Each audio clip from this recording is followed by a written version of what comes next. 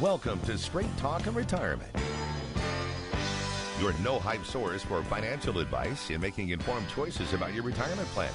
Get on the phone to talk today at 314-931-5877 or text your question to 84126. The opinions voiced in this show are for general information only and are not intended to provide specific advice or recommendations for any individual. To determine which investments may be appropriate for you, consult with your attorney, accountant, and financial advisor or tax advisor prior to investing. Securities offered through LPL Financial, member FINRA SIPC. Investment advice offered through Private Advisor Group, a registered investment advisor. Private Advisor Group and JBL Financial Services, Inc. are separate entities from LPL Financial.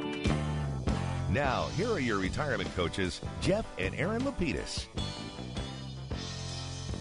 Well, hello, St. Louis, and welcome to Straight Talk on Retirement, your live and local, St. Louis's favorite financial call-in show. I'm Jeff Lapidus, president of JBL Financial Services. Our offices are located in beautiful, quickly warming downtown Olivet, Missouri. I'm a 40-plus year veteran of the financial services area, a fee-based financial planner and wealth manager. And I'm joined by my incredibly capable crew, my oldest prodigal daughter, Aaron Lapidus, who is also a 10-year fee-based financial planner and wealth manager, and Robert Markham, our life insurance and fixed annuity sales specialist. Good morning. Good morning. We help our clients make smart choices about their money. The way we do that is by designing a game plan, a written step-by-step strategy, a real game plan that has several goals in mind. First is to preserve, protect, and prudently grow the assets our clients have taken their entire lifetimes to accumulate.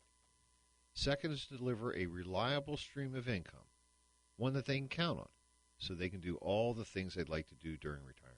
And third is cost-effectively addressing their health care needs, like helping individuals enroll in Medicare and choosing the right plan to couple with their Medicare coverage.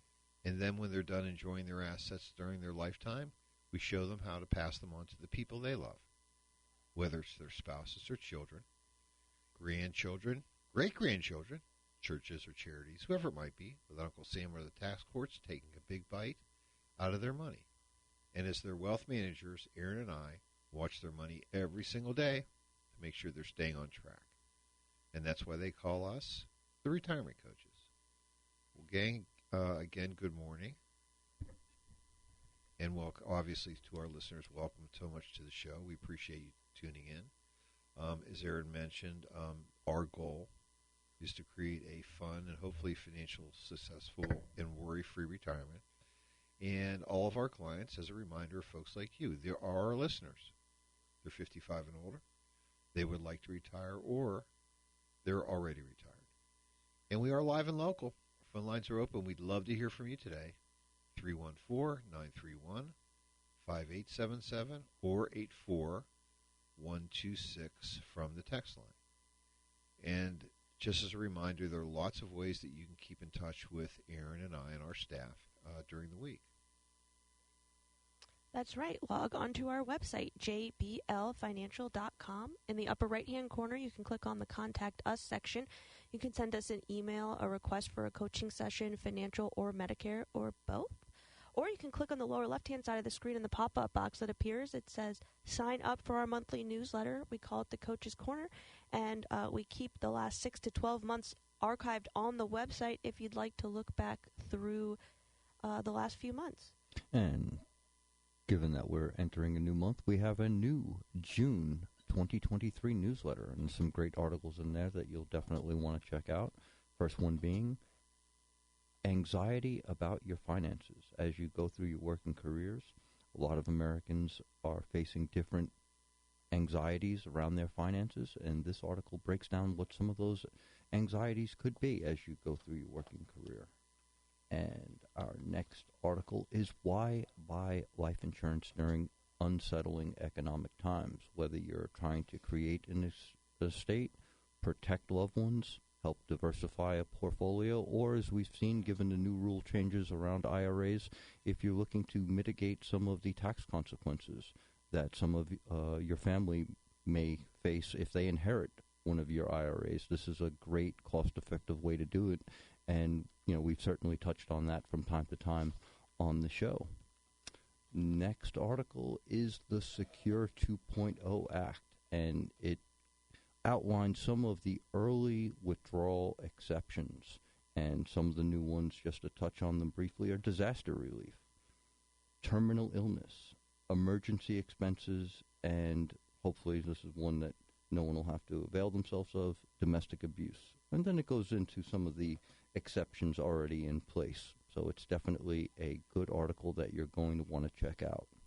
And lastly, we have As Your Parents Age, Help Them Protect Their Finances. I'll be happy to do that, Dad. What the heck are you staring at me for? I saw this article. I've been waiting to make that joke for like a week. No, it's one of those, many eyes You're on lucky me. you got a ride here today. That's all I can tell you. You know how long I've been waiting for a whole week to make that joke. You know that I've been waiting about 20 years to say go to your room. So those are definitely some great articles you are going to want to check out in the Coach's Corner this month. And, of course, you can access the last 6 months of our Coach's Corners there, so there's a bunch of free reading material there. Certainly very interesting and definitely worth your time. You know what I like about you, honey? What's that? Everything. But I do want to tell you that if I do see another Parents Are Aging article, you're going to lose your bonus for this year, okay? She's sneaking them in on there. There you go. You didn't even notice. It's great. Well, I didn't notice that you were really going to put the level of emphasis that you did, but I would say no surprise there, as it would be. Again, we call it the Coach's Corner. Easy to access. Just go to our website, jblfinancial.com. Click on that Coach's Corner newsletter icon. It's at the bottom left-hand of the corner, or as you're clicking through the site, looking at calculators and articles, or even watching some videos about what Aaron and I have done. It'll show up on every page. You can click on there. Give us your information. We would love to send it out to you every single month because it has so many great articles. Just classics. Classics that are for the ages. We would love to do that. And again, our phone lines are open. We'd love to hear from you, 314-931-5877 or 84126 from the text line. Now, before we get into our first topic today, you don't know this, but the drive between our office and the station is about 12 minutes. So we're very close by. And usually what I'm doing, other than watching Aaron speed as she's driving to the station, parents do that. They get a little nervous. But once Aaron isn't distracting me, I get to be a little introspective. In this 12 minutes? Yes, I do. I get to think a little about the show, what I'm going to talk about, and just thoughts that come to me. And, something I did want to share with everybody. Every single week we talk about the fact that all of our clients are listeners. And truly, they are. And they have been for the last 18 years that we've been on the air. And it really has been a privilege to be here and obviously to provide this programming. I was thinking about this. When I started this show, as you can imagine, there weren't that many financial shows that were on the radio, not like today, or on television. And I had an opportunity to look at all of these and kind of rate them, what did I like, what didn't I like, etc. And I found that, and at least the feedback that I've received, not just from the station, but also obviously from our folks that have come to visit with us in coaching sessions, is that they like the tone and they like the tenor. And I think the reason that being is that in listening to all the other shows that are out there, it seems like there are several themes that they follow that we don't. Mm-hmm. First of all is problems, issues, calamities that can happen to you. Horrible mistakes. Horrible mistakes. We don't talk about mistakes because our job is to help our clients avoid those mistakes. They don't think about mistakes because that's We're just what they thinking pay about us to do. proactive decisions. Exactly. Secondly is, many of the shows that are out there, they beat up on advisors. Other advisors, yeah. Your guy isn't very smart, we're smarter, call us, etc. And as you know, we just don't do that. And the third one, I think, is, and it's not a mistakes thing also, but it really comes back to you don't have information to make good decisions. And I will tell you that all of our clients are smart. They They're wouldn't making- be able to retire if they weren't. Exactly. They've made good decisions. They've stayed invested. They've been savers. None of them are lottery winners, even though we're happy to get our first one if you happen to be that. That would be pretty cool. Virtually none of them have inherited incredible amounts of wealth, so they were able to quit or retire. We've had one or two, maybe, of the 500 or so that we service today. But they're smart people. And why they're really smart is they really have come to the conclusion that we've been able to go as far as we want to go, but entering retirement really requires a whole new set of decisions, thoughts, and planning. Maybe it's time to get some assistance. And if you're in that boat, you know what to do. You pick up the phone, you give us a call, 314-863-0008. Or if you're more technologically capable than I am, you go to our website, the Contact Us section. Want to come in for a coaching session because you're within 5 years of retirement, we would love to see you. And we're going to have fun. And I was going to say, before we go to that, we haven't played this music in a while, but I do want to emphasize with folks that our show, as you know, if you're a new listener, you'll find out. If you're a current listener, you'll realize that all of our topics are about real things that happen. Things that happen during coaching sessions with clients, with prospective clients. And we do that because it's relatable. And number two is because we know there are answers that are out there for you. And you know that they're there. And understanding what other people are going through, it's a big deal. So, again, thank you, Aaron, for letting me go off the beaten path a little bit here. And I know we got a text waiting, right? Yes, we do. And our texter writes, "Good morning from the lake. We know who this is." Will you be commenting this morning on the passing of the debt ceiling bill, other than to say, we told you so? Right. I mean, it happened. No, I mean, they go through this like ever so often, and it always ends, I think, the same way. With nothing.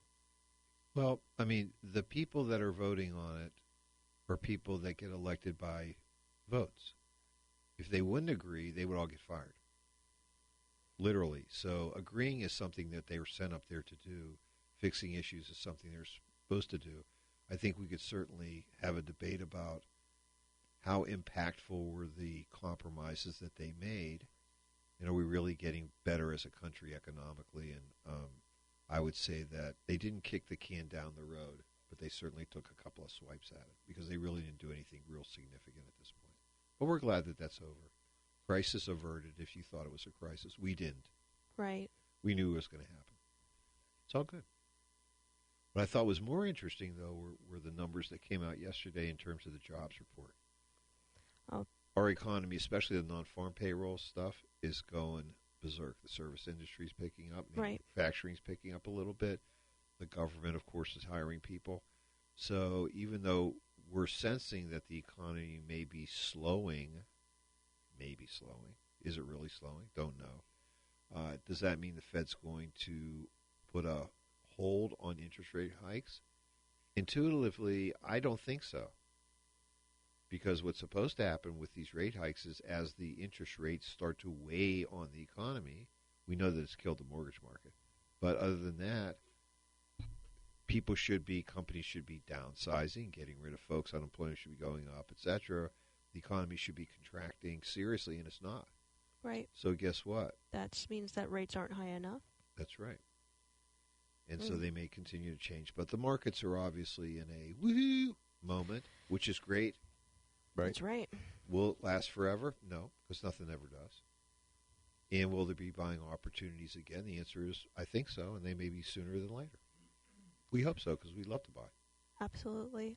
I mean, I don't think I could add much more to that, which is just that this concern was mainly perception, because if we look in history during all debt ceiling negotiations, it usually creates some uncertainty in the market, but came to resolution this time as in every other time. Amen. And I don't think there was a win on either side. Certainly wasn't a win on our side. Yes, i.e. the taxpayers. Right. Because that's who's the side we're on, which is great. Again, our phone lines are open. We'd love to hear from you, 314-931-5877 or 84126 from the text line. And let's talk about John and Judy. Will they be rock stars in retirement? Let's find out. And John and Judy are both 63, work from home. And after listening to the show for some time, they decided to come in for a coaching session. They are both still working, but they're wondering, are we rock stars? So we created their retirement game plan on our electronic whiteboard. You know, I think this is funny because we've seen this go both ways for individuals that have had the opportunity to work from home, which is some people really enjoy it, and it's extended their working career. Like they had anticipated retiring earlier, but now that they have the flexibility to work from home, they like the paycheck, so they're happy to continue. But we've also seen people that really don't like working from home, and their new setup isn't conducive to continuing to work, so it might be a reason why they'd like to leave. Absolutely. So when we were chatting with John and Judy, they're both 63 years old. They need about $8,000 a month. So we know that we have to gross that up for taxes by about 20%. So their pre-tax income need is $9,600 a month. And they do have a variety of resources that they can draw from. They've got about $140,000 of savings, which does not include their vault or their emergency fund. John has $1.6 million in his 401k, and Judy, who works with the government, currently has about $360,000 in her TSP plan. So their total investable assets available for income purposes is a little bit over $2 million. So what we like to do, again, on our whiteboard, which is really fun because we're creating their game plan right in front of their eyes, is we like to start at what we think is the end point, which is when the faucets are all turned on. Right, babe? Right. So Judy is lucky, having worked for the government for quite some time. She has access to a pension, and at 67 years old, her pension will be $1,800 a month. Her Social Security at normal retirement age, which is 67 as well, will be $2,900 a month. And John's Social Security will be about $3,300 a month, which means their income total is just at $8,000 a month of fixed income when they reach 67 years old. But at 67, because we mentioned that their pre-tax need is going to be about $9,600 a month, we're short $1,600 a month, which is about $19,200 a year. So that means that, if we needed to replace that income, which we will eventually when both John and Judy retire, that they would need about $480,000 worth of assets in order to maintain a $1,600 a month income stream. And the way that we get to that is by using a prudent rate of withdrawal. So if we say that 4% over a long period of time, using a balanced portfolio, we can pull about 4% and still hopefully maintain not only the capital, but hopefully prudently grow it over an extended period of time. We need about $480,000 of assets. So obviously, woohoo, they are rock stars at that particular moment. If they were 67 today. Right. And so they're about 4 years away. So I think this put them in a interesting situation. Obviously, it's kind of fun to see the smiles come out and the eyes are dancing. Woohoo, we can get out whenever we want. Right. And that's really what it came down to. So they obviously have options. What we like to then do is to go to the front end. Say, okay, what if you, between now, the time you walk out of our office, down the steps and into the car, which is really when people make their decision, if you decide between the two of you, look at each other and say, you know what, we want to get out. Well, we're not going to be able to access our Social Security, certainly for at least 4 years. We know the pension is certainly something that could be accessed right away because Judy's at least 63. So let's talk about what would happen. Since we need about 4 years, and we need also, and they're 2 years from Social Security eligibility, we need about $96,000 for a 4-year period, about $384,000, assuming no interest or growth on their retirement assets. We're going to draw that down. Also, they're going to need an additional, which basically is covered, but which obviously is covered by her pension, about $18,000 per year for health insurance. That kind of nixes each other out. So that's why we really say they need the full $96,000. So they need $384,000. So they need $384,000 of income from now and then.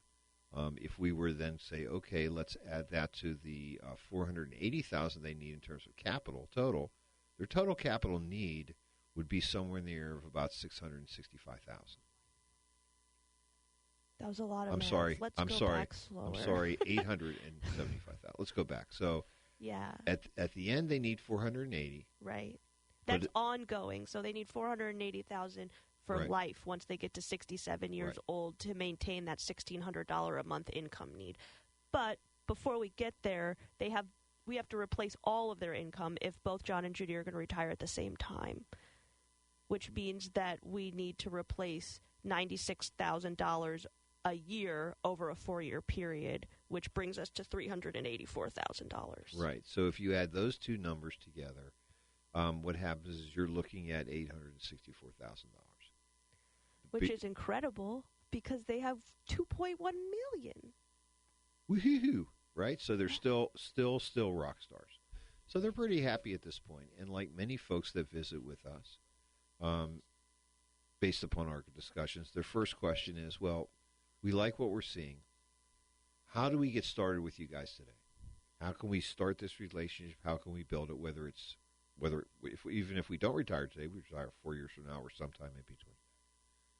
So the first thing that we're going to do is suggest that we arrange for a second coaching session because there's things to talk about, which is we want to review our recommendations for their non-retirement account, which is usually the first asset we're going to take over since they're still staying inside of their company-sponsored retirement plans. Right. And obviously be prepared to open a new account if they decide that they want to engage us at that time. But we have other things that we're going to be reviewing as well, right? Oh, of course, we agreed to review their retirement plan choices and make suggestions on how to synergize those accounts with the non-retirement accounts. We also agreed to make recommendations to a local estate planning attorney to update their wills and other legal documents after, we had a more detailed discussion about their estate planning. And we had also had a conversation on how to strategize to deal with the costs of long-term care expenses. And naturally, we're also going to review all the current investments as well as annuities or life insurance contracts and coverages they have in place. So what we're really talking about is, even though our discussion initially started with a game plan for retirement income, we're also talking about the other game plans. The healthcare game plan, the long-term care game plan if we get chronically ill, the estate planning game plan, and then naturally, and we're not going to go into this conversation today, but we can talk about income taxes. And I guess I'll touch on this a little bit, but when we think about they need $96,000 a year, we know that approximately $90,000 for the joint married filing jointly is really the top of the 11% income tax bracket. So they have some non-retirement assets. They have retirement assets.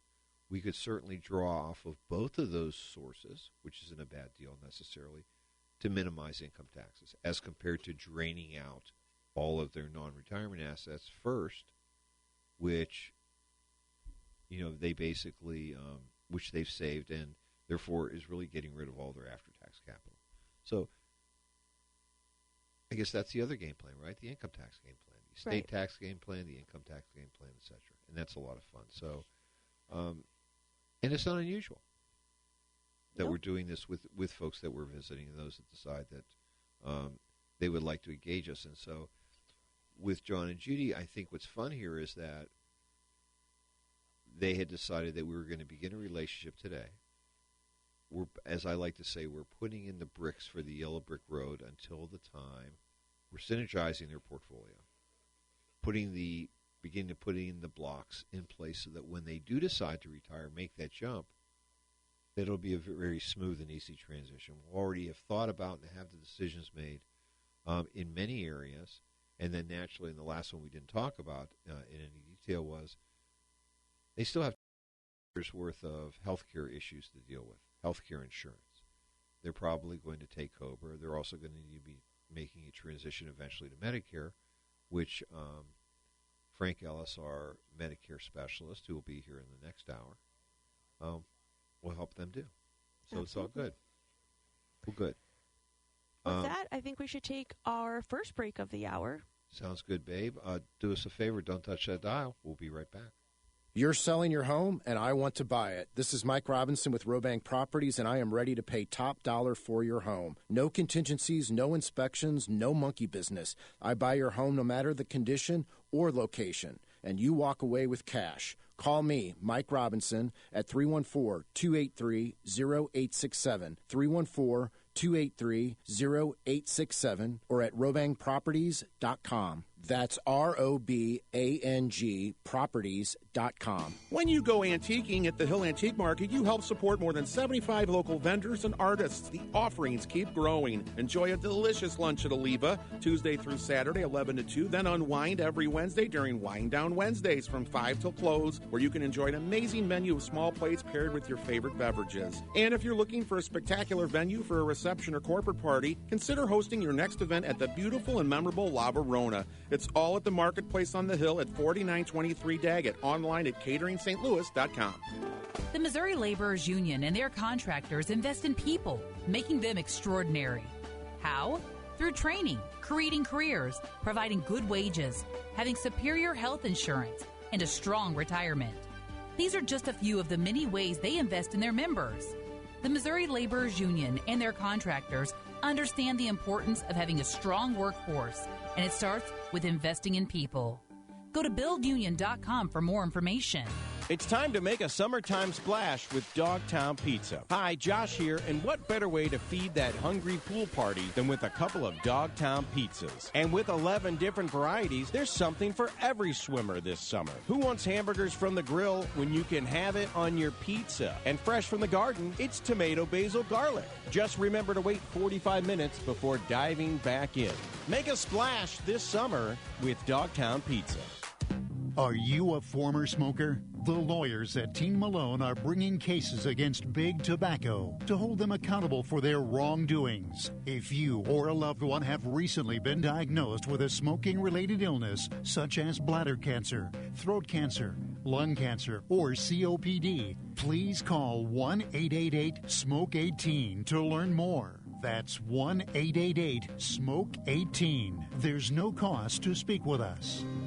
Don't sit on the couch and watch a movie on your flat screen. Boring. Take your family to the Skyview Drive-In. We're now open every night, and the movies are captioned on Thursday nights. On Screen 1, starting Friday, we will be showing Spider-Man Across the Spider-Verse and Knights of the Zodiac. On Screen 2, The Little Mermaid and Fast 10. There's some great movies coming in June. The Flash, Elemental, and Indiana Jones and the Dial of Destiny. At the Skyview Drive-In, 5700 North Belt West in Belleville, Illinois. Mention KTRS at the box office and get $3 off the admission price. Come have some fun. I'm Jennifer Blome. Summertime in St. Louis is a great time to enjoy all of our beautiful flowering plants and trees. Pasiglia Nursery and Garden Center is ready to help you. They have grab-and-go baskets of flowers and 10 acres of beautiful trees, shrubs, annuals, perennials, houseplants, and herbs. Father's Day is coming up June 17th. Stop by between 9 a.m. and 1 p.m. for a pop-up event. You'll find the perfect gift for Dad.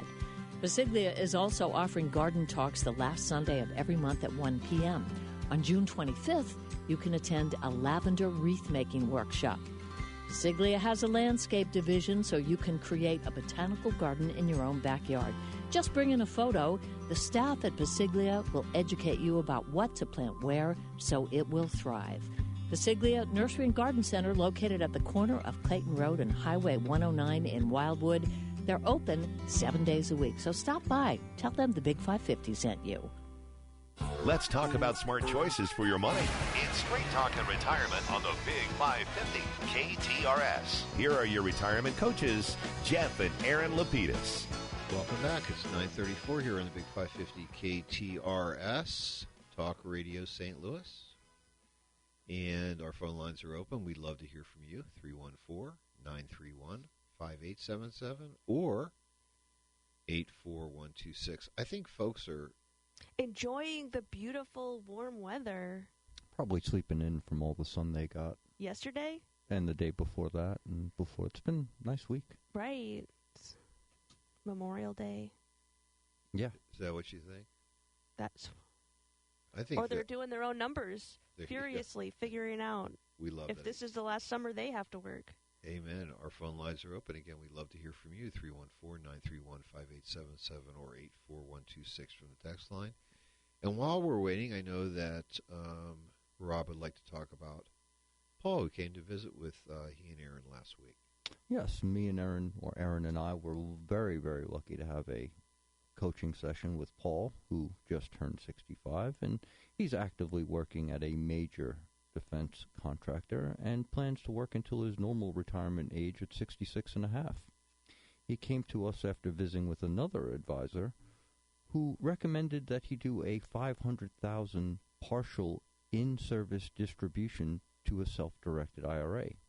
His current 401k totaled just over $1.7 million.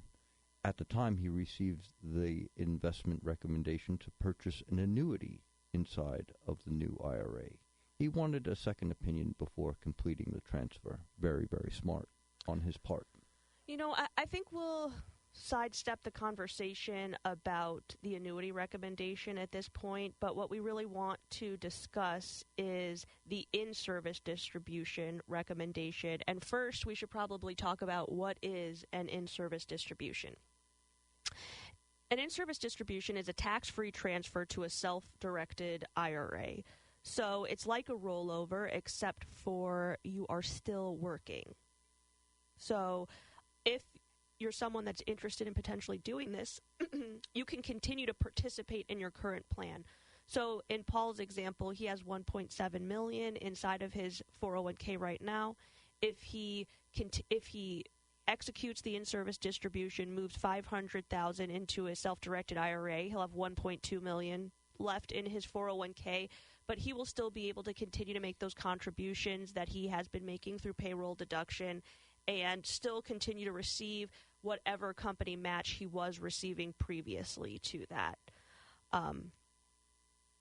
One of the reasons why an individual might elect to do an in-service distribution is because you can self-direct the investments, or you can open up your investment options to things that a 401k does not offer you. Annuities are one thing, but there's also CDs. It could be individual stocks. It could be bonds. It could be real estate investment. It could be a lot of things. It could be other funds that you would like access to if your particular plan uses a certain set of funds. So there are there are quite a bit of investment options inside of your 401k. In fact, each 401k company is required to have a diverse selection of options for its plan participants. But if you would like even more options, then some might consider an in-service distribution. And the final reason why someone might consider an in-service distribution is they would like to receive additional investment advice that is not connected to their 401k. Right, so their advisor gets paid. That's what else you get, to pay someone else to manage your 401k or your IRA account, which was your former part of your former 401k. We never recommend this. And generally, we're very reluctant to do so when we're asked. Each circumstance is different, but our overarching opinion is that the lowest cost environment for you to invest while you're working is inside of your 401k. You don't have an additional investment advisory fee that investment advisor representatives charge, and funds the 401ks are required to keep those investment charges low for you. Yes, and the plan, if there are expenses for the administration, the retirement plan themselves are paying those. You're not. We love to help people make their money grow. That's why they pay us. But we like to say we can always wait to the appropriate time, which is at the time they want to. They're going to retire. They're going to move their money from their retirement plans and not in advance. Right, and one thing I would mention is that we can offer education for individuals that have 401ks on investment selections, as well as the investments that if, for example, like John and Judy, that were potentially going to become clients. If we started the relationship with that after-tax account that they had, we'd like to make sure that we're not creating duplication inside of their portfolio by making investment selections that they might already have inside of their 401k. So one, it's important if you're working with an advisor and you have a 401k that they see what investments you are holding so they can avoid any duplication. But in addition to that, they can also provide some education to help you manage that before they start to be paid. At least that's how we like to operate, because we know that if we can grow the asset for you while you're waiting to retire, that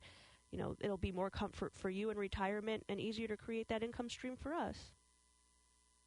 Yes, and I think that the one thing that we're not emphasizing at all about is that, and I talked a little bit about this with John and Judy in our last example, was choices. There are a lot of choices that have to be made, and also there are financial planning decisions. For many of our clients, what we're talking about is helping them deal with the decision of, do I pay off if I have mortgage debt or I have other debt, how do I manage this in retirement? How do I manage it before I retire, and do I really want to take this into retirement with me? Do I purchase or lease an automobile? Do I begin making gifts to my children? I mean, there's just a whole variety of financial planning decisions that folks have to make, and having us on the payroll to assist them is important to do, but it doesn't necessarily require that they dump money out of their retirement plans to do that. Sure. We just think we really just feel like they're the lowest cost environment. You keep it there as long as you can. When it's time for you to retire, well, then it's time to make that transition.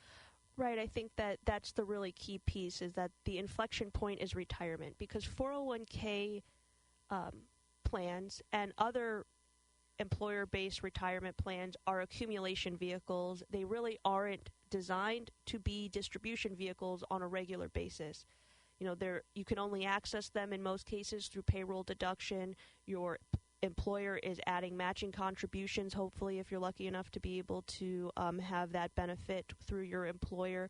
But when you do retire, wanting to have access to those funds and also wanting to be able to potentially expand your investment options becomes very important at retirement, because if you're planning on setting up a monthly income stream, when you're working with an advisor like ourselves, there's no cost to send you money on a monthly basis or even on a daily basis. There's no cost to set those things up. There's no restrictions. But inside of 401k plans, there's often restrictions as to when you can take money out, how much you can take out, and what they're charging you to take the money out. So that's usually why that's always why we like to wait until retirement to make that move. And I think you're making the point here, Ani, is that as an active participant in a plan, your options are limited.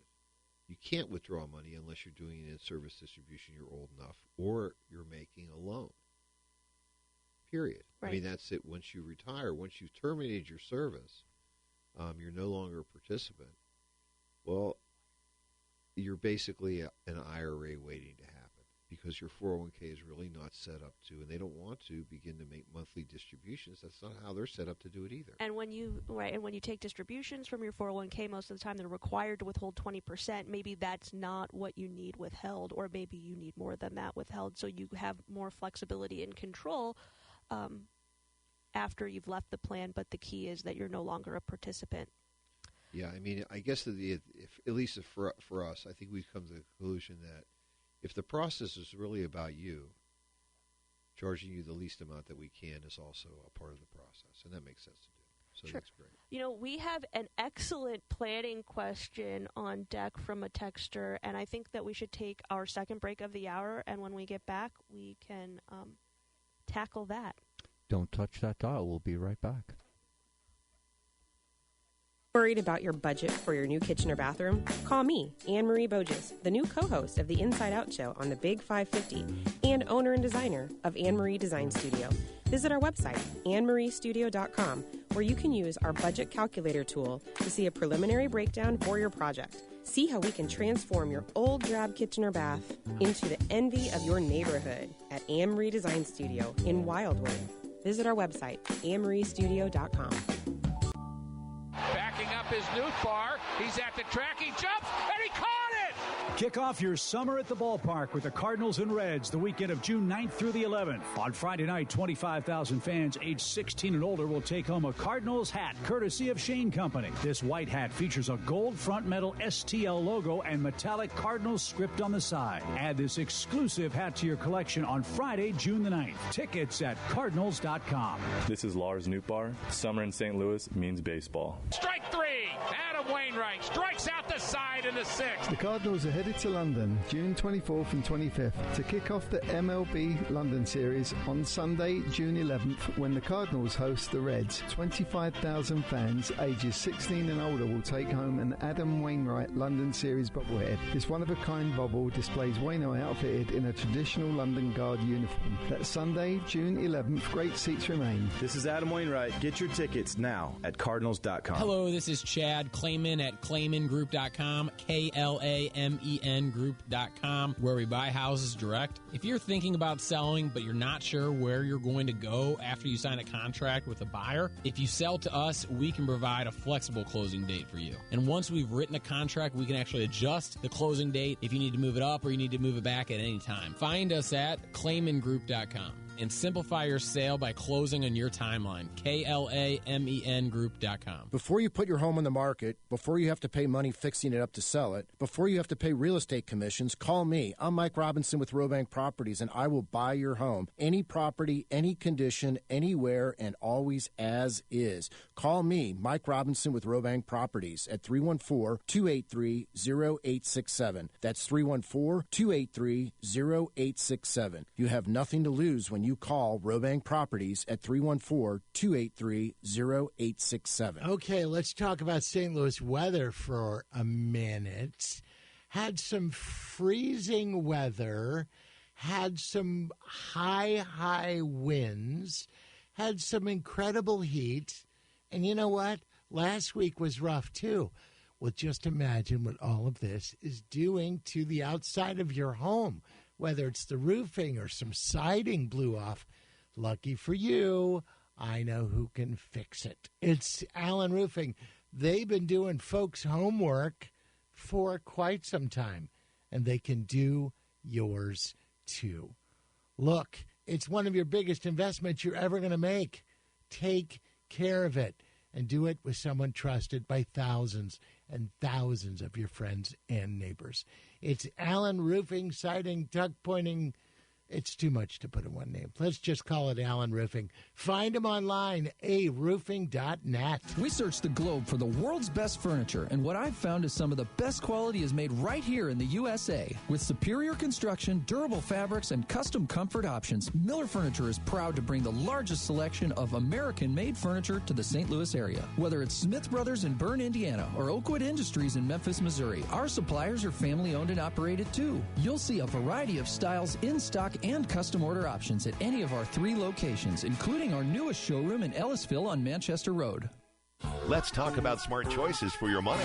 It's Straight Talk and Retirement on the Big 550 KTRS. Here are your retirement coaches, Jeff and Aaron Lapidus. Well, we're back with some more Straight Talk and Retirement here on the Big 550. I'm Jeff Lapidus, the retirement coach.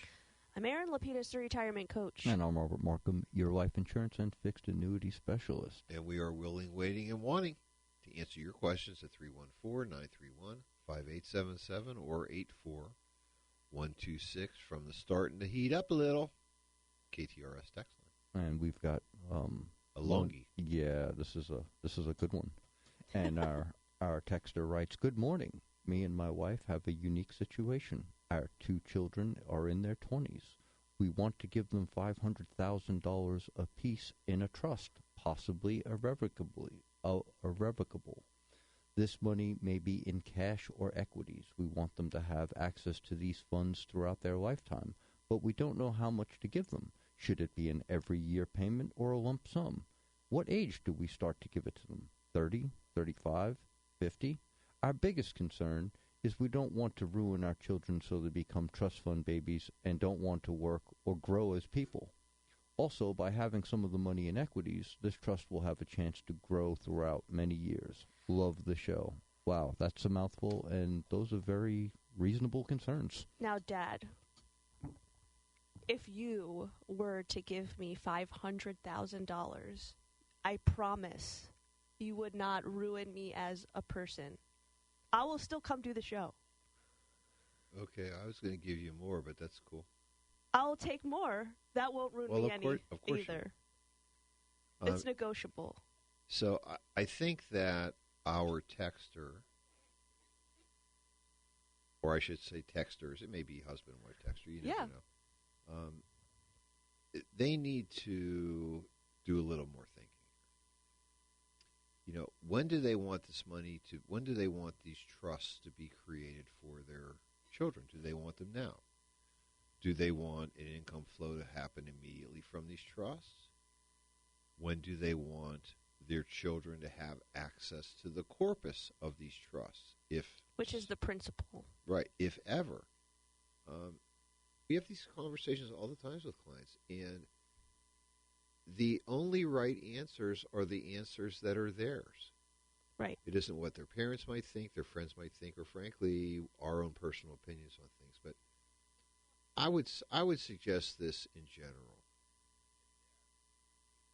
The apple doesn't fall far from the tree, which means that if you've been obviously good savers and investors, unless, of course, you don't have this money, and then you're talking about, well, at death, we own some life insurance, and we're going to fund those trusts with life insurance or whatever assets we have at that time. I feel like they must have at least a good portion of it because they're talking about giving it to them at 20, 30, 35, when, so. Well, if their children are probably very similar to them in terms of their savings. Their relationship with money. Yes. And so if you trust them with money, then putting brakes on it, limitations on when they can get either income or principal, isn't necessarily a bad idea, but you'll really have to decide whether it makes sense. And what are the exceptions? Well, I think also a couple of things just mechanically. So, for example, giving $500,000, now does it go in? First of all, there's gift tax issues to do it all in 1 year. Secondly, does it go into an irrevocable trust, meaning, they can't change what they've done? If mom and dad decide they're not in love with the house one of their kids bought and they don't want them to have any more of that money, I think some of the mechanics maybe need to be fleshed out a little bit. Well, first of all, I would say that the trust does not, again, I'm not providing legal advice here, but the trust doesn't have to be irrevocable. In order to have constraints. Right. And and again, your children don't receive or pay any income taxes on a gift. But the truth is you don't either. What happens is you each, if you're married, assuming you're two people here, you each have an $11.5+ million gift tax exemption. So this would just go against that exemption. Right. You file for it, mm-hmm. and basically Uncle Sam will know that you've already eaten up a part of your exemption. So it doesn't sound like you're going to be taking a big hunk of this, which is great. The point of being that, the second thing being here is that it does make sense to invest in something that will have a growth-oriented strategy. Sure. So it will grow over the years so that if income is taken or principal is taken, it's being replenished through capital gains or earnings. That's a good thing to do. I would say, though, in regard to gifts, just as a general thing, and we talk about this, I don't know, honey, I want to say at least 3 times a week. Mm-hmm. With clients. My opinion that I've developed here over the years is that if you're going to gift, if it's something that's linked to a specific event or goal, it's appreciated a lot more than if it's just, oh, by the way, here's some money. So down payment for your first house, helping to pay off student loans, helping your kids off with the financial burden of sending kids to parochial school. I mean, none of this stuff is, all these things or are like expensive. all of the ancillary things that kids do, like gymnastics, horseback riding, camps. New car. new cars over time, things like that. College tuition. But I would say that, kind of to echo what you said, Dad, which is these texters are obviously incredibly generous, family-oriented, and needing to adopt 2 daughters. Right. If you're interested, if you're in the market for another daughter, I've been told I'm a good one. But that being aside the point, I think what you said is there's no right answer. They're your answers. So I think a lot of the questions that you've posed, some of them are mechanically based, like how do we actually give them this money? What's the most appropriate way to do that inside of a trust or not? Do we put limitations on it or not? I think those questions are really yours to answer, and there are no wrong answers because it's an incredibly generous and thoughtful thing to do from the start. So saying, maybe you can't touch the principal until you're in your 50s. You have to use it up for the income. You can come up with a lot of different creative solutions to put some limitations on access to the funds if the ultimate goal is to see them extended maybe into the next generation too.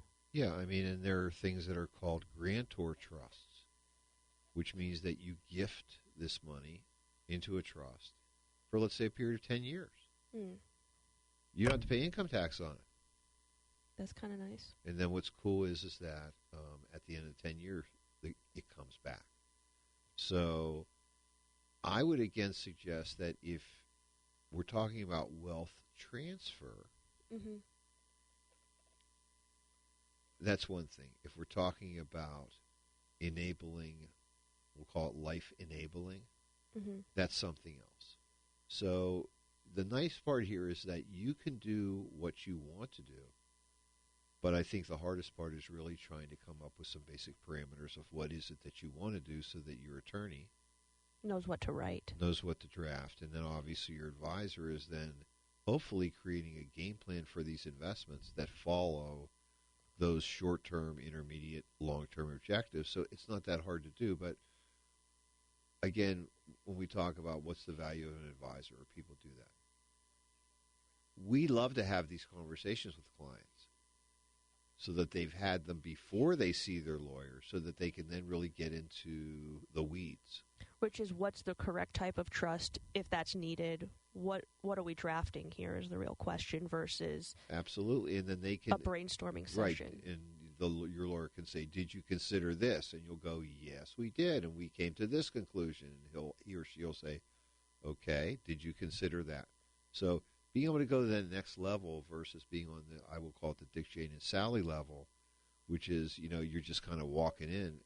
You've got an idea. Right. Let's flesh it out a little bit more before you're on the clock, because the clock becomes more valuable for you when the attorney has a clear direction as to what you're looking for. But again, as Erin said, I appreciate these people's generosity, and certainly she would appreciate more of my generosity, but right, maybe this would be a great coaching session for you to have to pick up some ideas. Okay. Ideas. Right, thoughts. On wealth transfer. Or lifestyle enabling. I like that. Oh, you mean feed the cannibals? That's all I'm thinking. Yeah, I get that. Their inexhaustible appetite. Absolutely. We have one last quick text question I think we can get to. And our texter writes, when CDs mature, do I need to decide at that point what to do with the money? Yes. If it's left there for a short while I decide, will I use any of the gains in any way? Not that I know of. So you won't lose any of the gains, but what usually happens is if you don't make the election to liquidate the CD, they will automatically roll it into the next CD for you, so it'll have the same maturity. It'll have the same length of time. Yes, you really want to think about this about 30 days beforehand. Right, and then you want to contact the bank and let them know either you're letting it roll to the next CD or that you would like to liquidate it to cash and you don't want to reinvest it. Boy, that wouldn't be very nice if they just rolled you over into the next one, and that's not what you wanted. So you definitely want to get with your financial institution to make sure that if you don't want that eventuality, that doesn't happen. Right, but you don't lose. You'll roll the principal plus the accrued interest that you earned into the next CD, so there's nothing lost except for your liquidity. Right, and the only thing you're going to lose is time if you don't listen to us on our next hour. Again, we're Straight Talk on Retirement. You can always contact us during the week at 314-863-0008. Again, 314-863-0008, or send us an email, Jeff or Aaron at jblfinancial.com. Don't touch that dial. We'll be right back with these messages. Let's talk about smart choices for your money. It's Straight Talk and Retirement on the Big 550 KTRS. Here are your retirement coaches, Jeff and Aaron Lapidus. Well, welcome back to our second hour of Straight Talk on Retirement. And this Saturday, like almost every Saturday, we have Frank Ellis in the studio. Good morning. Good morning, Frank. Thank you for joining us this morning for our Smart Choices About Your Healthcare segment, sponsored this week and every single week by our very good friends at Aetna and Anthem of Missouri. Well, how's everyone doing this morning? Ready to go. All right. Very good. I wanted to talk about something. I feel like we spend a lot of time with Medicare, probably talking about, prescription costs, catering to folks that are, already on Medicare. I wanted to kind of switch it up today and talk to some people that are coming on to Medicare for the first time. All right. Whether you're 65, joining for the first time, or whether you are in a special enrollment period, you held on to that workers' coverage and your employer's coverage, and you're joining Medicare after you turn 65. So this is going to be catered a little bit more to folks that are not on Medicare. And the reason being is because I got an interesting call this week. Okay. From a non-client of ours, actually. So excellent. New prospect clients. They gave us a call. Bill and Linda are their name. They own a small business where they sell memorabilia and collectibles. They've been doing that for years. Very successful with this as well, might I add. Really good people, too. Bill was just told that he and his wife actually had to come on Medicare, and that was the reason that he called me. He turned 65 in May, so he turned 65 last month. Okay. Linda is turning 65 in July. She's turning 65 next month. Okay. So they've had this small business of theirs, and they've always just been told by everyone, you can keep your Medicare. Okay. Or you keep your health insurance. Or you can keep your health insurance. Excuse me. Yeah. You can keep your whatever health insurance you have. You can keep it. You can stay on it until you're ready to retire and then come on to Medicare. So Bill was just doing a little bit of research, and he found out that he probably is going to have to come on Medicare. And there are some specific rules that we're going to get into here shortly. So what kind of coverage did Bill and Linda have? Did they have, like, individual coverage with their, like, they were both on the same plan together, and it was just correct. Correct. Okay, so it was like one of the family policies. Correct, but it was very expensive. We're talking, $400 or $500 in monthly premiums, and we're talking big deductibles, $5,000, $6,000 of deductible. So really not the worst coverage. No. There are coverages out there, that are way more expensive than that with higher deductibles.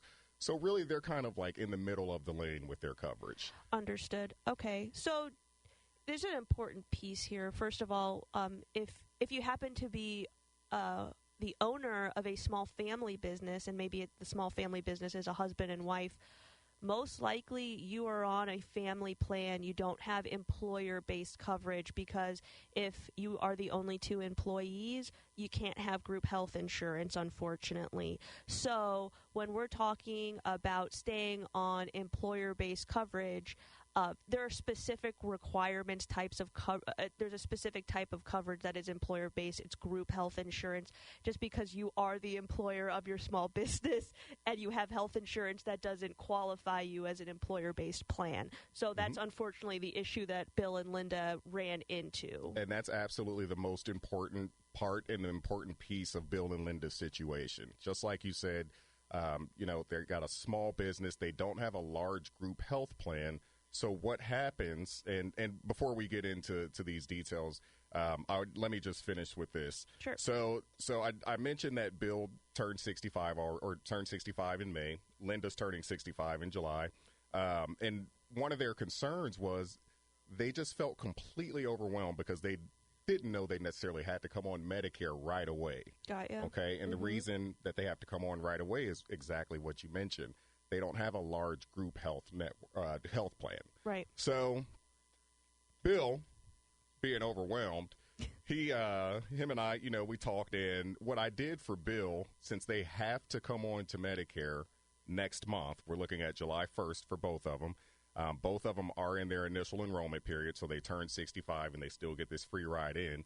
But Bill, with him being so overwhelmed and just coming onto this right away with a month turnaround, what I did was I created a list of 7 of the most important details to know before joining Medicare. Okay, great. Okay, so we're going to go over these 7 talking points, these 7 details for everyone who is coming on to Medicare. These are the important things you need to know, and this is also going to apply to Bill. This is why I made this. So detail number 1, okay, we're going to talk about taking parts A and B at 65. When do you have to versus when do you not have to? So in Bill and Linda's situation, since they have a small business and they have 20 or less employees, it's just them 2, they would have to come on to Medicare when they turn 65. Or they'll face the penalties and the delayed enrollment of missing their initial election period. That's right. That's correct. So in order to avoid that, getting that penalty and trying to come on to Medicare another day, having that penalty for your Part B, you come on to Medicare when you're 65 and Medicare becomes your primary. Okay. If Bill and Linda joined Medicare and they kept their current insurance, then Medicare would pay second, and Medicare does not want to pay second. So what they do is they drop that employer's insurance and they pick up full Medicare A and B with a Medicare supplement or a Medicare Advantage plan. Got ya. Yeah, you do not couple Medicare with individual health insurance pre-65, and the truth is you don't want to do that. The plans that work with Medicare are better to work with Medicare than an individual health insurance policy. Mm-hmm. The second part of that is, let's say that you are 65 and you work for, let's say, a big company, Bayer, Purina, Nestle, someone like that, where you have more than 20 employees. Mm-hmm. Then you are free to just stay on your employer's coverage until you're ready to retire and join Medicare. And in a lot of cases, you do want to stay because you are able to make premium payments pre-tax. They come out as a payroll deduction before income taxes, and also you have the support of the employer helping to pay your premium in a lot of cases. However, if you are on the lower end of that over 20, you may when you're approaching 65, you may want to chat with someone like Frank just to compare what is my group health insurance offering me versus what can Medicare offer me. And the great thing is, if you're already in the best place possible, Frank can confirm that for you, and then we're just waiting until you decide to retire, and then you get to move on to something that's hopefully equally as good. Absolutely.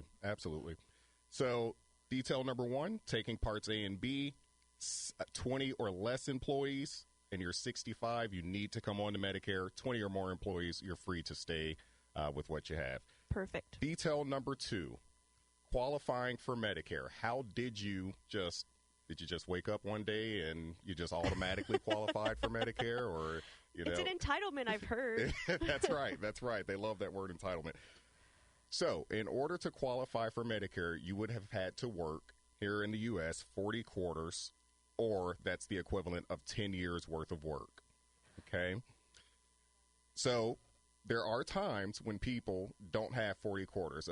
One of the professions is teaching. Teachers tend to not have 40 quarters built in to where they can draw their Social Security, especially and if you're involved in the peers system. Mm-hmm. You didn't have 10 years of work prior to becoming a teacher or after, which many teachers do. You might be in the situation where you don't have you didn't pay into Social Security, so you don't have the covered quarters to qualify for Medicare. That's right. So in that case, like a teacher, or in a case where maybe you stay at home and didn't pay into Social Security, in that case, you can still draw off of your spouse. Got you. And the qualifications are you have to be married for 1 year or longer, and your spouse has to be over 62 mm-hmm. at the time that you are taking your benefit. Mm-hmm. So there is always ways, around the 40 quarters. have to have them yourself. You can get them from a spouse. You can also get them from an ex-spouse. Got you, but you had to have been married for 10 years. That's correct. Got you. And you can also get them from a deceased spouse as well. So there are ways, if you didn't pay into Social Security, you're still going to qualify some way, somehow for your Medicare. Got you. Okay. Detail number 3.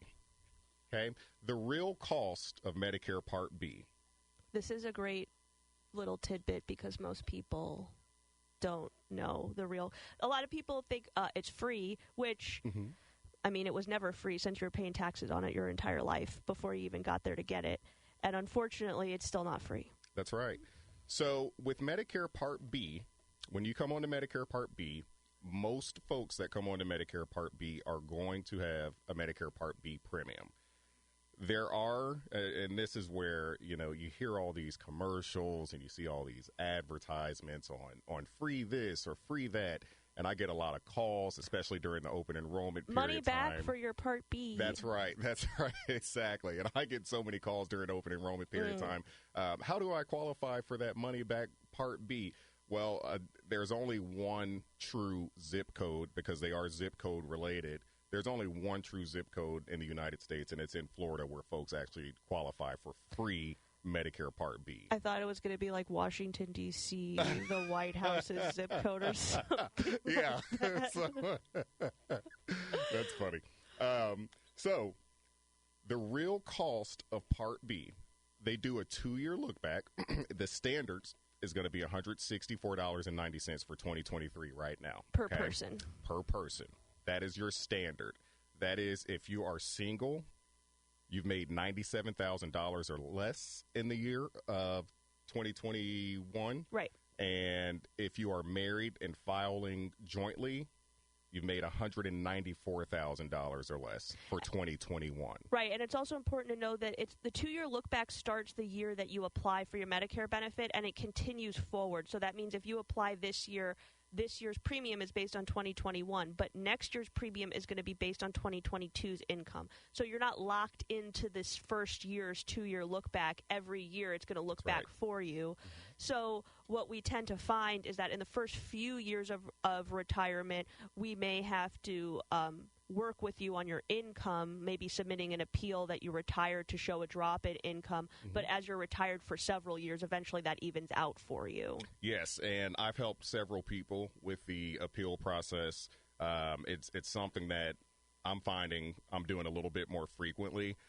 So very comfortable with that. Just give me a call if we need to appeal something. We have the paperwork.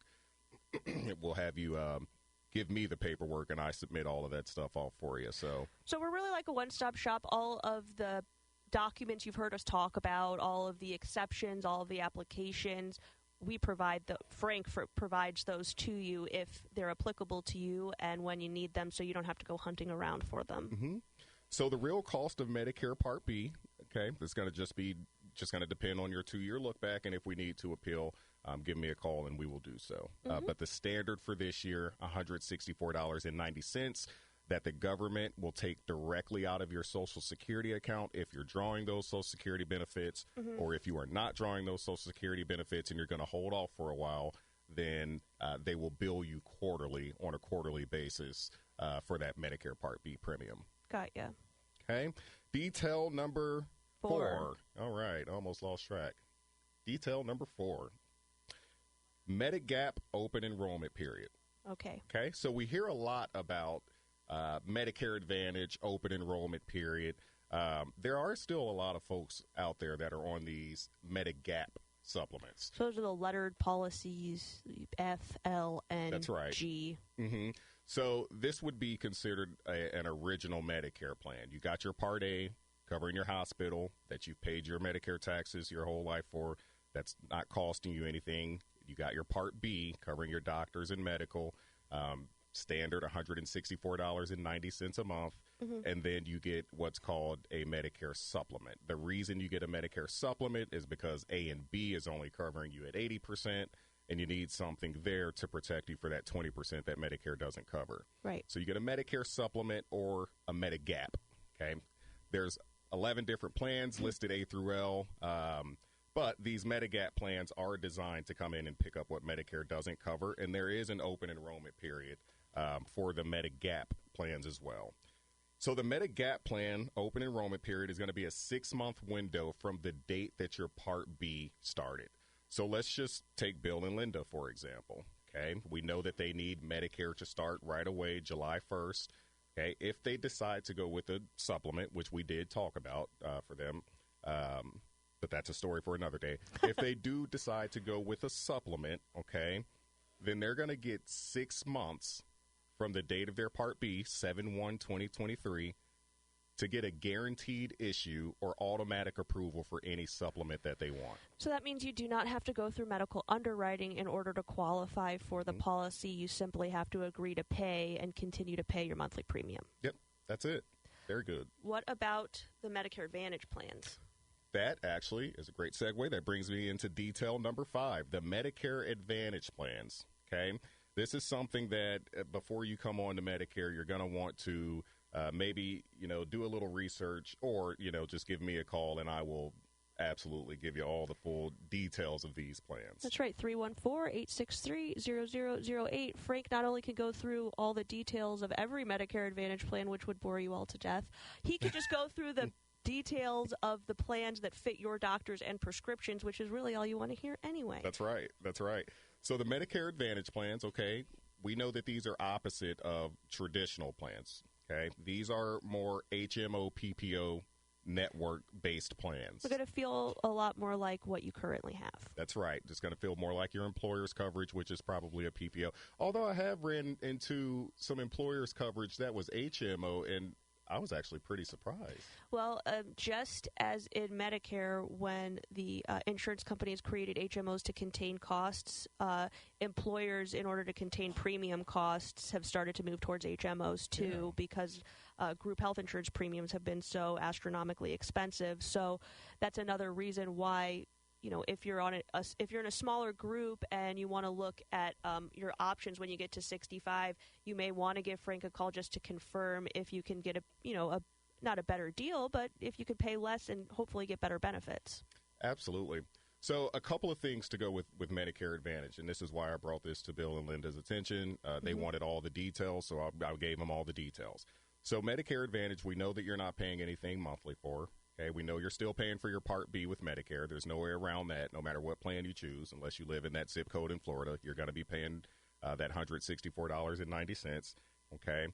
Now, the way that they work is you'll have what's called a maximum out of pocket, and you make co-pays when you go to the doctor. You make co-pays when you go get an MRI. You make co-pays when you go to physical therapy.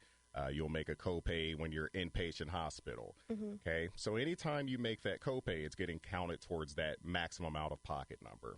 Okay, there are no sort of hidden sort of tricks or anything with these Medicare Advantage plans. They're very well. Right, you hear about that really often, like, cancer expenses bankrupted me. That's not happening for people on Medicare because everything is disclosed, how much it costs when you go do something. That's right. And then you have that protection, the maximum out of pocket that Frank was talking about. That's right. So the only kind of surprise, I guess, that I wanted to share with Bill and Linda, since they wanted all the details, was some of the things that you do inside of your plan require a pre-authorization. Sure. Okay, so they've done away with most companies have done away with referrals for HMOs, but whether you have an HMO or a PPO, it doesn't matter. There is still maybe some sort of pre-authorization. Which just means you want to know that you have to have that lead time or have the expectation that things might take a little bit longer, because you're not required to get a prior authorization. That's what your physician or your health provider is doing, but sometimes that slows the process down a little bit. But I would like to point out that even if you are on a Medicare supplement, sometimes you need prior authorizations as well from Medicare. So this is not specific just to Medicare Advantage plans. However, because you're going through a private insurance company, you just want to make sure that you've built in your mind that, hey, this might take an extra week. That's right. And we're not talking for things like you go visit your primary or you go visit your specialist or something like that. We're talking for things like major things, like you might need an MRI, inpatient surgery, outpatient surgery, things like that would require. But if you go, see a specialist a couple of times a year, that's not going to be, Right. That's going to bring us into detail number 6. Got ya. Okay. Mm-hmm. Choosing the right plan. This is an important one. Okay. So, Bill and Linda, all Mm-hmm. right. I mentioned that was a story for another day, but I guess I'll drag it into today's, okay? So, Bill and Linda are actually in great health, okay? I think Bill, if I can remember, was just only on maybe 1 or 2 medications. Linda was medication-free, doesn't take anything, maybe take some stuff over the counter. That's great. I got a plan that'll pay for that stuff over the counter for you. Right. So, Bill and Linda, when it came to choosing the right plan for them, a couple of things that I wanted to know besides their health, besides their medications, besides their doctors, because that gave me a 90%, I'm going to choose this plan for you guys sort of thing. Another thing that I wanted to know was travels. Since they're, coming on to Medicare, I wanted to know how often they travel. If they have a camper, are you going, to some state park here or there, and are you going to visit the grandkids out of town? How's you guys' lifestyle? What do you guys do? Have you ever had any incidents away from home, out of town, to where you had to go to the doctor or things like that? And the reason we ask questions like that is because some of these plans, okay, and we're talking Medicare Advantage plans, some of these plans have a national network with them now.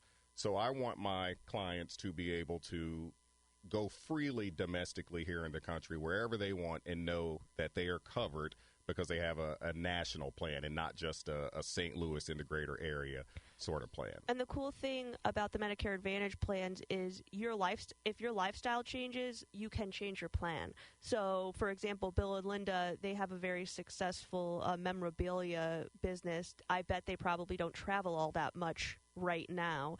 But if they decide to pull back on that business or retire, that might change. They're going to have the opportunity to make different elections, which is, another reason why you get to call Frank once a year to talk to him about how things are going during open enrollment. And that doesn't mean that your health has to change. It literally could mean your lifestyle changes, and that could, trigger a change in plan options for you. That's right. Bill seemed a little bit more thrilled than Linda about traveling. I don't know why, but Bill did seem a little bit more thrilled about getting to travel. Another great tip, if Bill's going to travel on his own, he can have the national network, and Linda doesn't necessarily need it. That's right. Yeah.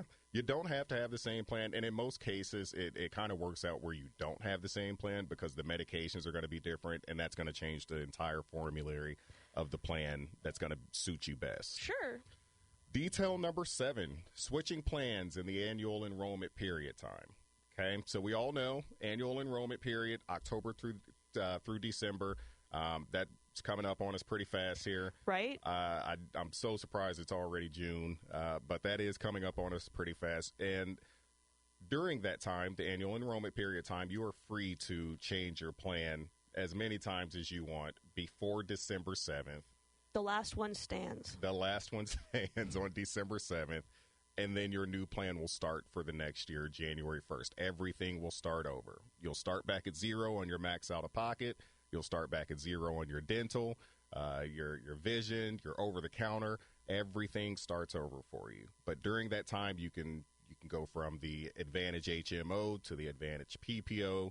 You can flip that, go from the PPO to the HMO. You can change your drug plan. So if you have a traditional original Medicare plan and you have a standalone Part D plan, you can change your drug plan.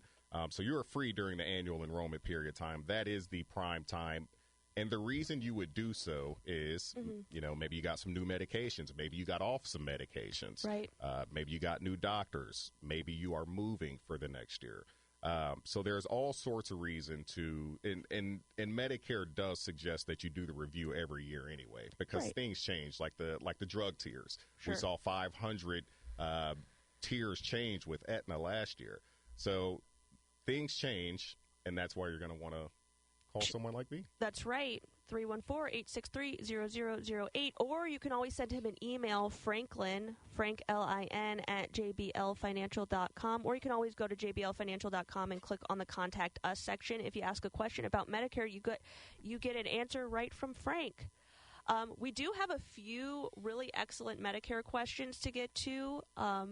A lot of them are based off of the 7 points that you presented to us. We even have a request to have those put up on the website, so I think we'll put that in our healthcare blog. So hopefully within the next few weeks or days, you guys will see that up on the website, because they are a lot of great tips that I think get overlooked. Earlier in the show, we were talking about how a lot of people are more doom and gloom, and the mistakes that you can make, the problems that you can create for yourself. I think this is a great proactive way to show you that, hey, there are potholes out there, but they are easily avoidable, especially if you're working with someone that knows where they are, like Frank. So our first texter writes, I'm 67 years old and still fully employed by a company with fewer than 20 people. At 65, I went on to Medicare A and B as my primary insurance, with my employer health provider as my secondary insurance. I'm fully retiring July 31st and will be adding a supplement and paying for Part D. My advisor said that a big problem in Medicare is if you miss a payment and need to go through underwriting. How do I definitely avoid the underwriting? You know, I don't think that this is actually that big of an issue, because what you'll do is, if you've already made the decision that you're going to take a supplement as opposed to a Medicare Advantage plan, you can elect on the application itself to have an automatic deduction right from your checking account. Mm-hmm. That's correct. Or even, I think they let you do credit card payments now too. Yeah. Mm-hmm. So you won't miss a payment if you set it up to go automatically. And if you do miss a payment, you actually have a 60-day grace period with Medicare as opposed to a 30-day grace period. So trust me, they'll come looking for their money. That's right. They're not going to miss it. They're not just going to drop you. They will come looking for it. Yeah. I think one of the important things I would say is that you want to make sure that your application is in before August 1st. Mm-hmm. That would be the only case in which you would have an issue in terms of continuation of coverage, right? That's correct. And another thing is when he gets on to his plan, assuming that the texter is from Missouri, he'll have a time every year to go back and change his plan, whatever letter he goes with. I just like to take G, for example, because that's the best supplemental plan. That's the most comprehensive plan. So if he has a G, he's going to be able to call every year and, shop his plan G. Right. So when those premiums start going up and he, starts paying $200+ a month for the plan, he can call and we can look and see if there's other companies offering the exact same plan G, but at a reduced rate. So this is something that is unique to Missouri and a few other states. Unfortunately, Illinois doesn't have access to it. It's called many different things, the anniversary date rule, the birthday rule, but really what it is the first day that you join a supplement is every single year. That day you can shop around, like Frank said, and see if another company is offering your supplement at a lower cost. So, for example, if you elected an Anthem Plan G on August 1st, next July, really, you can start shopping and see if some other company is offering a lower premium than Anthem is. And you can switch without any medical underwriting. Let's see here. I take Humira, which under Medicare costs me $500 per month. The Inflation Reduction Act allegedly capped all drug expenses in 2025 at $2,000, and it's Humira included in this $2,000 cap. Yeah, Humira will be included in there. As long as it's on the Medicare formulary, then it will be included in there. And there are plans that Humira is definitely, I would almost say all plans have Humira on their formulary. Right, because it's a unique prescription that only a couple, there's only a couple in its therapeutic category, so most plans capture Humira. I currently have authorization for a Tier 5 drug, which is the Medicare tier, right? That's correct. If I switch my coverage from Aetna to UHC, is there a possibility that Medicare won't authorize the Tier 5 drug with my new Advantage provider? So if you've already gotten a prior authorization from another insurance company, is it difficult, or is there a possibility that you won't get the prior authorization with another company? I don't think with the Medicare authorized tier that becomes an issue. Yeah. So with things like that, I haven't seen it be an issue. Mm-hmm. Okay, I've seen they went to one company, they got the prior authorization. They go to another company, they get the prior authorization. But that's not to say that it is a perfect system, sure, at all. I would say you're going to want to stick with like a big name carrier to do something like this. So we're talking like Aetna, we're talking like AARP, United Healthcare, Anthem, and I would stick with those companies. And I would say more chances than none, it's going to be okay. I think I definitely agree with that. Usually when we're talking about authorizations for the Medicare tier prescriptions, like that's not a decision really that the insurance carrier gets to make on their own. Medicare gets involved in that decision as well. So usually if you've already gotten the prior auth, it shouldn't be a difficulty to get it with other companies. I think that is all, except for several requests to know what the zip code of that Florida county is so everyone can get their Medicare for free. They're going to see like a massive, it's going to be like a gold rush into that county. Everybody's going to move to Florida. Right, this one particular county. I don't know. Most people are down there. It's probably some. I don't think it's Ocala either, because isn't that where the villages are? I don't think they're going to let zero.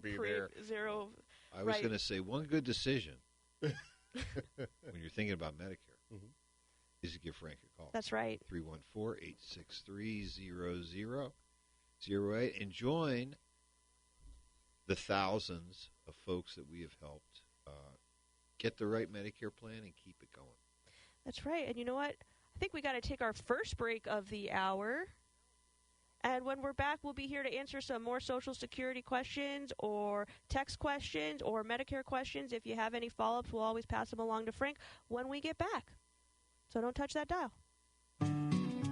Now is when a small change can make a big difference. If you're not happy with your current Medicare coverage, take a look at Coventry Healthcare. They have a wide range of plans with great service and clear costs, including medical and drug coverage in one simple plan. Just call 1-855-338-9551, 8 a.m. to 8 p.m. 7 days a week.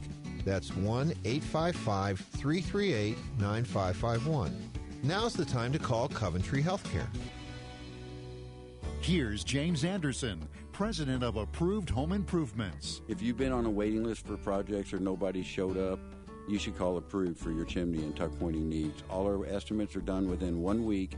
All jobs are completed within 10 days of authorization. Most jobs are completed within 3 days. Trust your chimney with the pros at Approved. A+ rated with a BBB. Don't hope you're safe. Know you're safe. Call Approved for all your chimney and tuck pointing needs. 314-780-6080. If you're turning 65 this year, you face one of the most critical choices for your retirement game plan: enrolling in Medicare Part B and choosing your Medicare supplement. I will help you safely navigate this process and find the health insurance plan that best works with your new Medicare coverage. Getting started is easy. Call me at 314-863-0008, 314-863-0008 to arrange for a free health insurance coaching session, or email me at aaron@jblfinancial.com.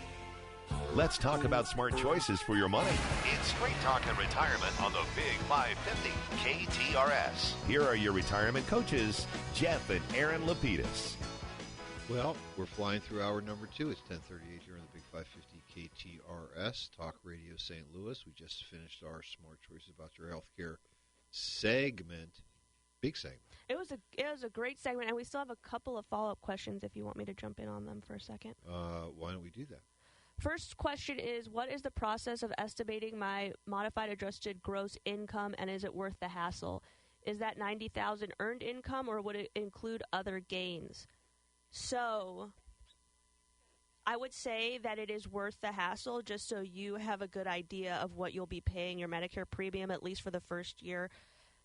Earned income, capital gains, dividends and interest, and this one gets added back in. So if you think you're clever with municipal bonds and they're tax-free for you, they are actually not. They're going to be considered part of your income in terms of Medicare. Things that aren't included would be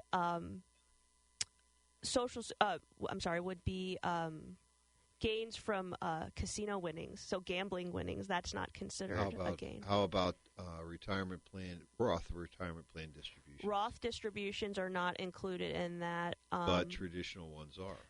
Traditional IRA distributions, taxable Social Security benefits. So if you're in that 85% is taxable, 85% of your Social Security benefits going to go towards this number. Pensions that are taxable. So, but even, for example, if you're in the state of Illinois and it's not taxable on the state level, this is the federal level, so it is going to be considered part of your income in this calculation. There are ways that you can, like Frank was talking about, we can appeal. You can appeal if you're retiring. So if you are retiring and your income is going to drop significantly because of that, we can appeal to Medicare and say, Julie, for example, is retiring, so her income's going to drop from $180,000 a year down to $50,000 a year, or whatever the case may be. Things that are not appealable, large capital gains, sales from property that results in capital gains, inheritances that result in taxation. So if you're taking beneficiary IRA distributions, unfortunately, basically my joke is the IRS knows you have the money to pay for those things, so they're going to go ahead and take it. Whereas if you've lost the income because you're no longer working, that changes the complexion of your ability to pay moving forward, according to the government. So it's always a good idea to have a good handle on your income, so it's worth doing the calculation, just if nothing else, to put your mind at ease. Well, right, you think you're going to have a $164 a month premium payment, and then Medicare Part B payment, and then all of a sudden it goes up to $450. That could significantly change your free time. Might not be so free. Right, you might have to go back to work to pay for your Medicare or something like that.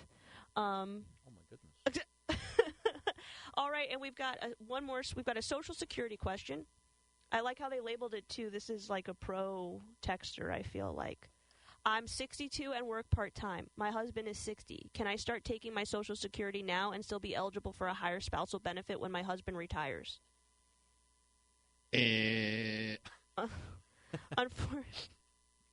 Unfortunately, I stole that one no. from the Kramer machine. Unfortunately, no.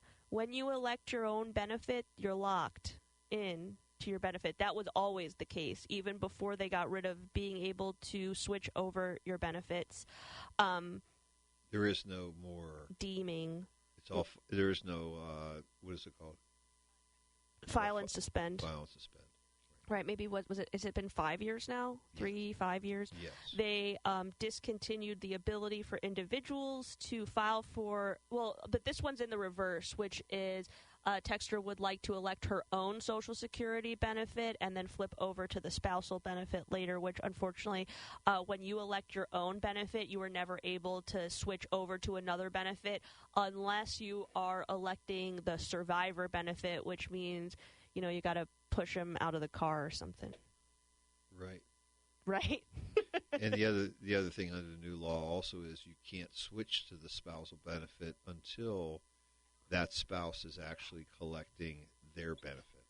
So right. Lots of changes, lots of holes that were closed, and sorry, Texter, but unfortunately, no. And also, if you're working part-time, you might be careful because if you're electing your own benefit, you want to make sure that you are earning less than $21,000 per year, or you'll be subject to the take-back. Which is something that we're going to talk about with John, who called us in a moment. Oh, okay. Are we ready? Should we go to John? Let's go to John. Let's talk about John. And we received an email from John last week, and John wrote to us and said that he recently turned 60. And when he called the show 2 years ago, you and Aaron told John that he had to wait till 60 to elect the survivor benefit on his wife's Social Security. Now that John is 60, is this the right time? Maybe. He said yes and no. So let's talk about, we needed some more facts. So John told us that he's currently earning $54,000 per year. He plans to continue to work until at least 67, which is his normal retirement age. So since we know that John is 60 and not 67, the penalty, I call it the penalty, the take-back, will still affect him in this way. Also, he has no children, so that doesn't help him. But what? It's okay. He has no kids. I mean, in theory, if he had kids over 19, then those children would be eligible to have Social Security benefits. That's a little known one. Right. His wife's normal retirement Social Security benefit was $20 per month. How much of that would John get? Well, if he decided to file, he would only get 68% of that. Because you have to discount it per year that you are not normal retirement age for the individual that is electing. Which is basically 5 to 8 years. So the maximum benefit he would be eligible for would be $1,632 per month. The take back, the way that it works is that you lose $1 Social Security benefit, which means you give it back to the government, for every $2 over the $21,000 threshold. So let's do some really boring math for you, okay? If we take $54,000, we subtract $21,000, that's $33,000. So we're $33,000 over the take back. Right. 2 for 1, half of that is $16,500.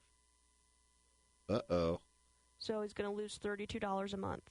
No, that's all he's going to get. Oh, he's going to get what? He's only going to get $32 if he's going to give back $16,500, etc. He's going to get back $32. So, as they say in Goodfellas, forget about it. Exactly. Forget about it. Because once you elect this benefit, I mean, it's just forget about it. So, John, if your income falls below $54,000, or you wait until the year you turn 67, there's not going to be a take back. Right. Now, if you're eligible to participate in a 401k, you could make pre-tax contributions to reduce your income. No. Maybe. Well, I mean, you reduce your taxable income, but that's not reducing your actual income. Yes. Reportable income is reduced.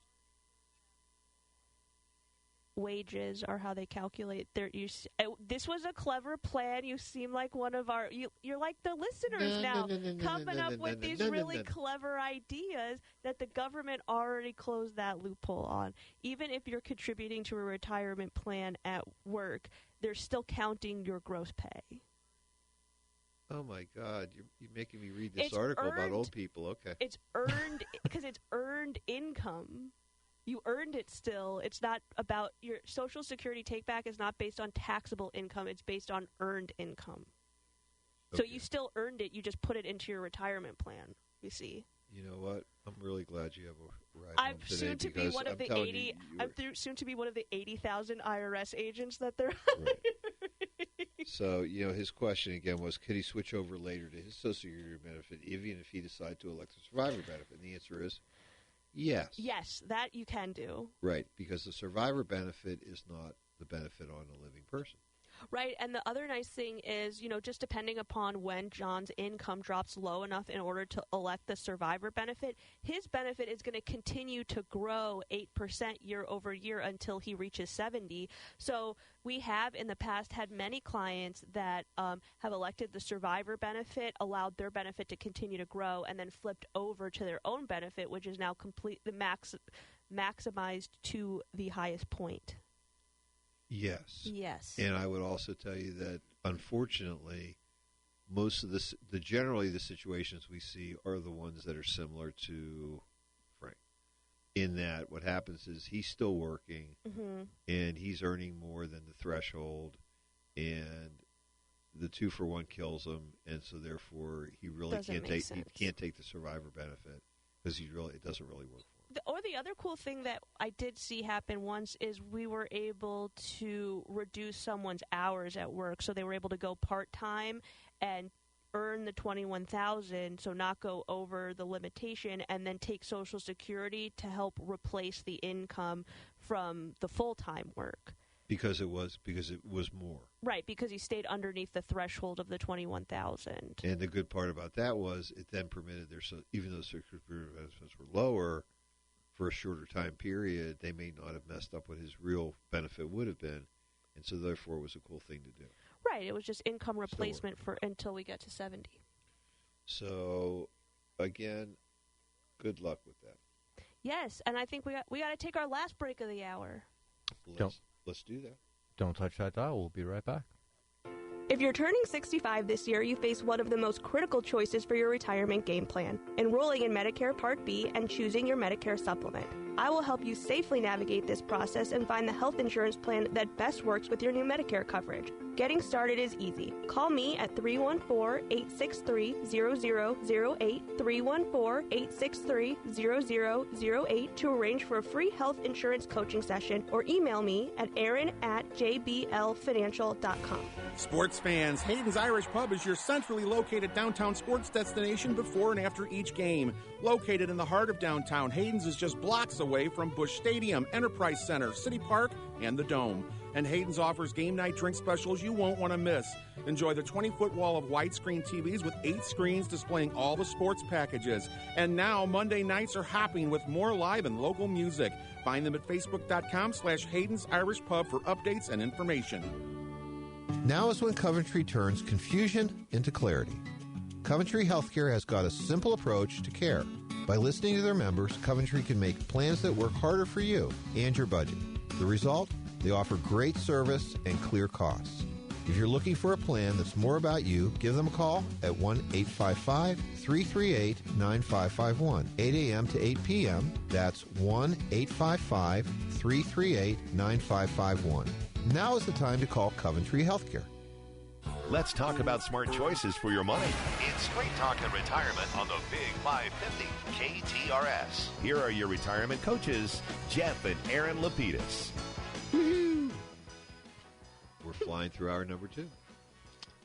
Flying indeed. We've got about 8 minutes and 5 seconds left. We'd love to hear from you. Our phone lines are open,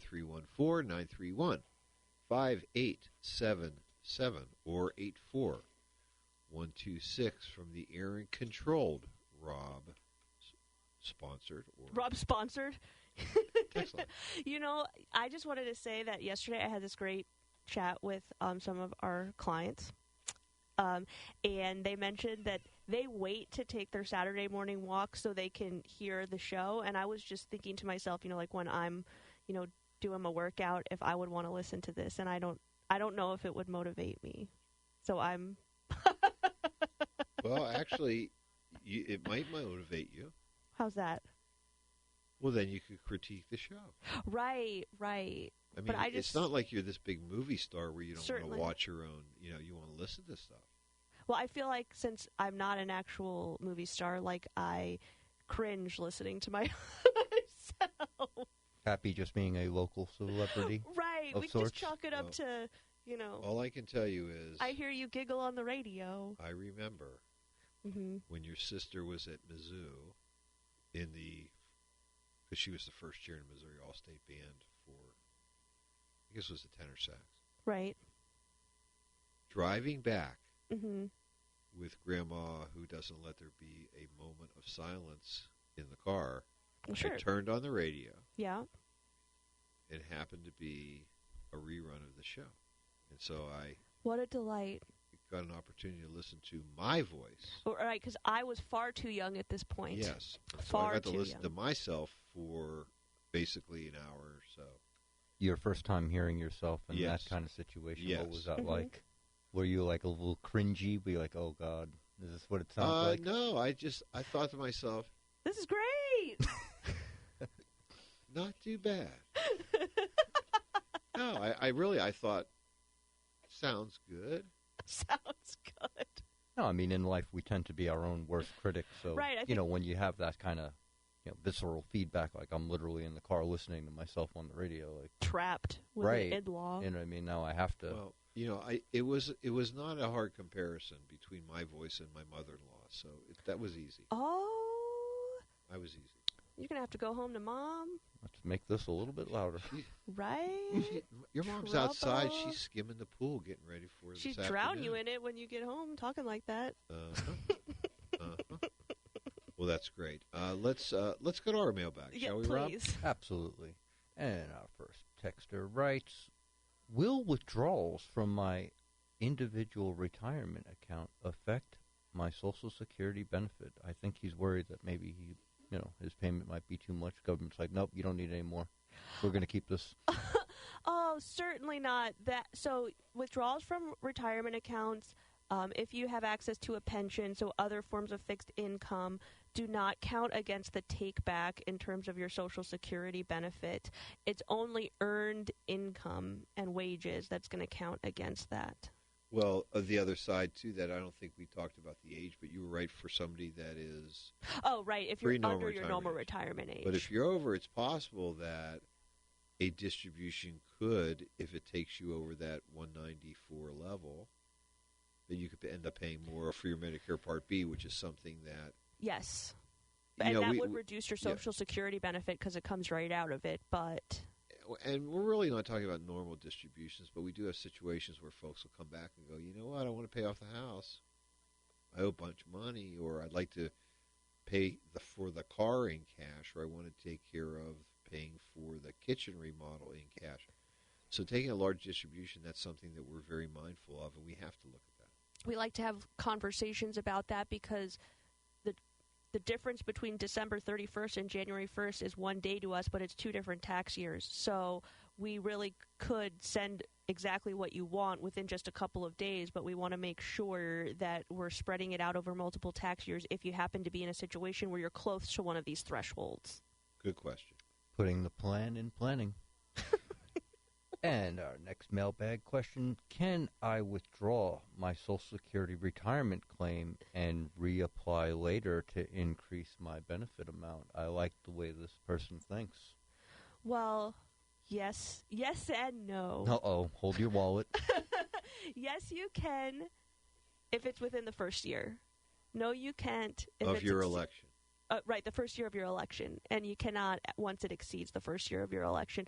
I think it was over 10 years ago when they changed the rule in which you could pay all of your Social Security back regardless of when you actually took it. Now, that's the caveat to that. If you want your Social Security benefit to grow again, to start over as if you had not made that initial election, you have to have the money to pay all what you've already paid in back. They're not just going to let you... No, you don't get to keep it and then let's be honest with then... you. It's very rare that it happens, but there could be situations, and we had one, I want to say about 6 months ago, where one of our clients retired, elected his Social Security benefit, and then 6 months later gets a offer to go back to full-time work and high pay, and it didn't make it. So, and fortunately, he had the money. And I would say that we repaid. And I would say that I think that we are going to start seeing that more frequently. So if you're someone that is retiring and you think that you might have tread left on the tires, or that if your employer offered you a deal that you didn't want to refuse, like it's got none of the responsibilities, just the work, all the pay, whatever it happens to be in your particular case, a lot of employers are going back to the well of their former employees to for special projects, to make up gaps in the labor force that they're experiencing.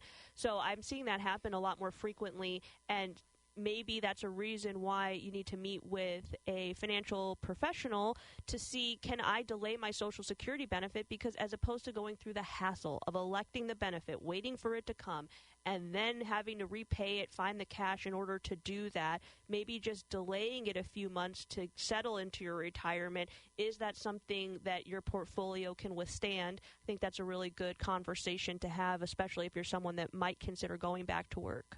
That's great. We've got one more minute, Rob, so fire away. I'd like to start an IRA for my children. Is this allowed? The answer is yes and no. If you take them to work. Yes, they need to have earned income to have a traditional IRA or a Roth IRA created for them. So the key here is work. As I've said before, if you have a farm, guess what? Hand them a shovel and pay them to do that. Or you can drag them into your insurance office and make them make cold calls for you, as some I have had to have done in the past. Not you. You. Well, that's true. But I got lunch, and that was good enough for me. We'd love to hear from you, folks. 314-863-0008. Calls for a coaching session. Go to our website, jblfinancial.com. It's been a lot of fun. See you next week. The opinions opinions voiced in this show are for general information only and are not intended to provide specific advice or recommendations for any individual. To determine which investments may be appropriate for you, consult with your attorney, accountant, and financial advisor or tax advisor prior to investing. Securities offered through LPL Financial, member FINRA SIPC. Investment advice offered through Private Advisor Group, a registered investment advisor. Private Advisor Group and JBL Financial Services, Inc. are separate entities from LPL Financial.